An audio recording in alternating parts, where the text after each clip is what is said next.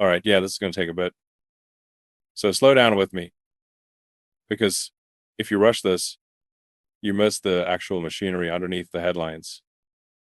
And what's happening here isn't gossip or outrage or partisan theater. It's a system under stress revealing how it actually behaves when pressure exceeds control. Let's start with something basic that almost everyone gets wrong. Power doesn't usually collapse because of one scandal. It collapses because too many small, manageable decisions pile up in the same direction until the system can no longer rebalance itself. Engineers know this. Economists know this. Anyone who's ever scaled a company past a few hundred people knows this. Feedback loops matter. Incentives matter. Delay matters. Pam Bondi didn't wake up one morning and suddenly find herself in trouble. This was built slowly, publicly, on camera, in writing. Go back to the first moment. The one that seemed harmless at the time. She goes on television and talks about the Epstein client list. Not vaguely, not hypothetically.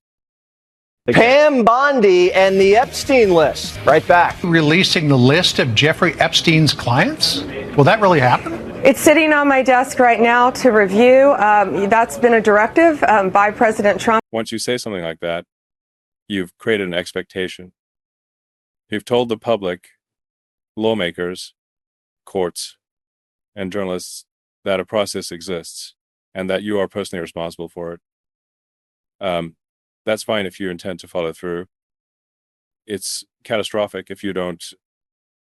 Then comes phase 2, and this is where things start to drift. The message changes. Suddenly, nothing to see here. Suddenly, Trump isn't in the files. President Trump was told by the Attorney General that he is in the Jeffrey Epstein files.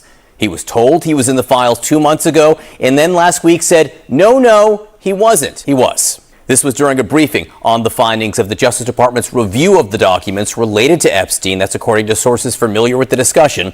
Those sources said the Justice Department's review found that the files appeared to include several unsubstantiated claims that they determined not to be credible, including those relating to Trump. At this point, the system could have corrected. Full transparency, controlled disclosure, let the facts land where they land. Painful in the short term, stabilizing in the long term. Instead, it chose delay. Phase 3 is what I call the attic move. You bundle everything up. You put it in a box.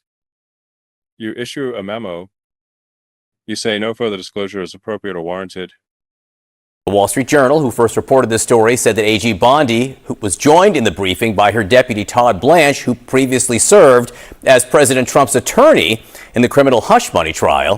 The briefing took place in May, weeks before the Justice Department released a memo on July 6th attempting to close the book on Jeffrey Epstein, which said, quote, no further disclosure would be appropriate or warranted. Which brings us to the part where everything accelerates. Phase 4 isn't about Epstein anymore. It's about competence. Over the last few months, the Department of Justice under Bondi doesn't look like a coherent machine. The Trump administration's legal problems just got a whole lot worse. And this time, the person at the center of the disaster is none other than Attorney General Pam Bondi, the woman who is supposed to be running the Department of Justice and defending the administration's policies in court. But instead of competently managing the legal battles, Bondi has managed to turn a bad situation into a catastrophic one by defying a federal court order and then offering an excuse so flimsy that the judge who heard it basically laughed it out of the courtroom. Then comes the unforced error that changes everything. Defying a federal court order. It's not politics. That's not messaging. That's a hard boundary in the system. Courts are the backstop. When you ignore them, you're not negotiating anymore. You're escalating.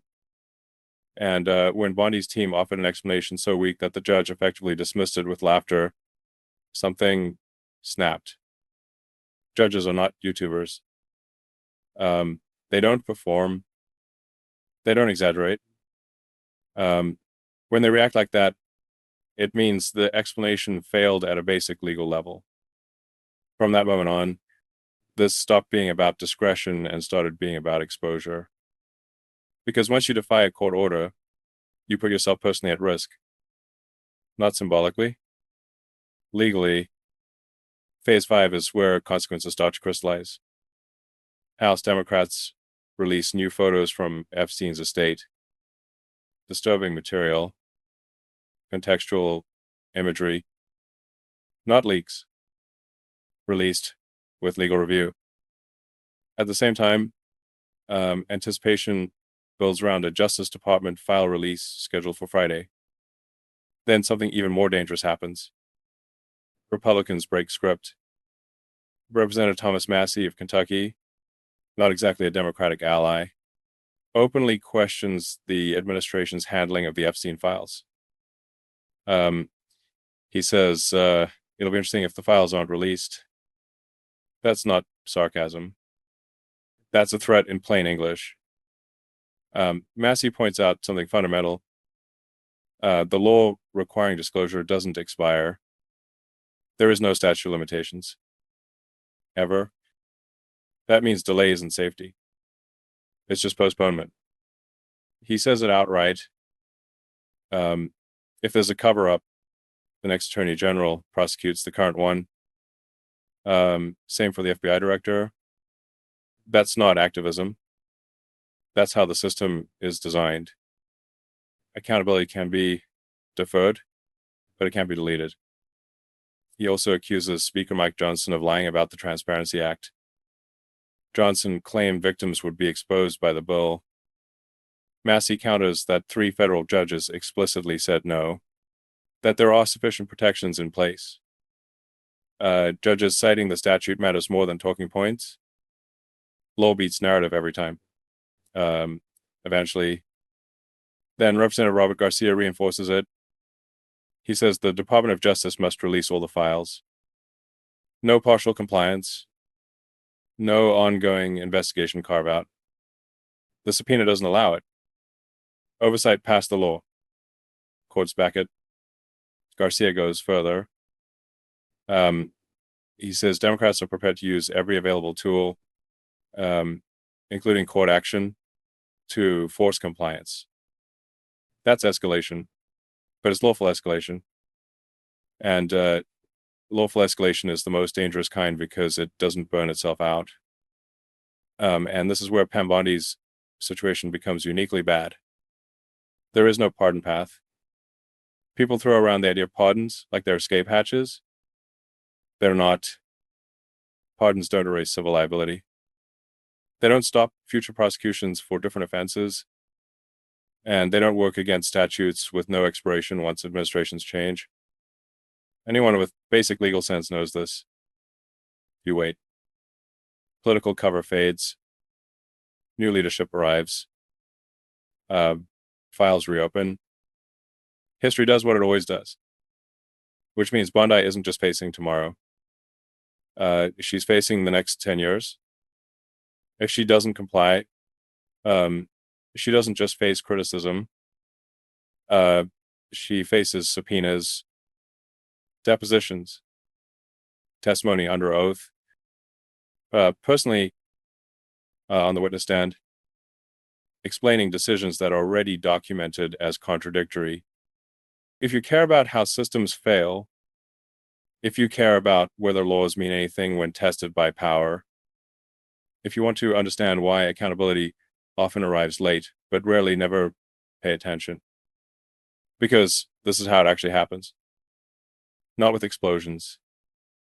With paperwork, deadlines, judges, and people realizing too late that delay isn't the same thing as escape. If you found this breakdown useful, like the video. Share it with someone who still thinks this is just noise. Subscribe if you want more deep dives that slow things down and show the mechanics instead of the theatrics. And yeah, stay curious.